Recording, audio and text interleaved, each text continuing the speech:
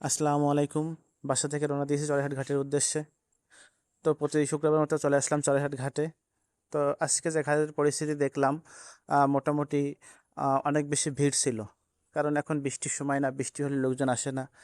তো এখন বৃষ্টি নেই, যেই কারণে লোকজন ভালোই প্রবেশ করা শুরু করছিল। আর আমি যে টাইমে আসছি সেটা হচ্ছে বিকেল টাইম।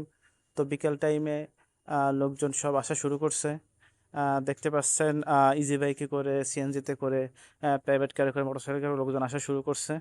তো সব কিছু মিলে ঘাট আজকে অনেক জমজমাট ছিল।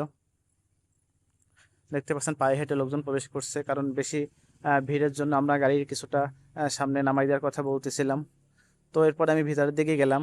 তো ভিতর দিকে গেলে দেখতে পাচ্ছেন বিশাল মোটরসাইকেল রাখা। আর মোটরসাইকেল পার হয়ে সামনে গেলে একটা পুকুরের মতো আছে, যেখানে ছোট একটি বোট আছে। ছোট সবাই রাইডস করে এটা। সামনে দেখতে পাচ্ছেন একটি ব্রিজের মতো আছে। ব্রিজে সব লোকজন দাঁড়ানো। আর যে দোকানপাটগুলো ছিল, দোকানপাটগুলোতে অনেক ভিড় ছিল, বিশেষ করে ফুচকার দোকানের কথা তো বলাই লাগে না। এই আর কি ঘাটের পরিস্থিতি।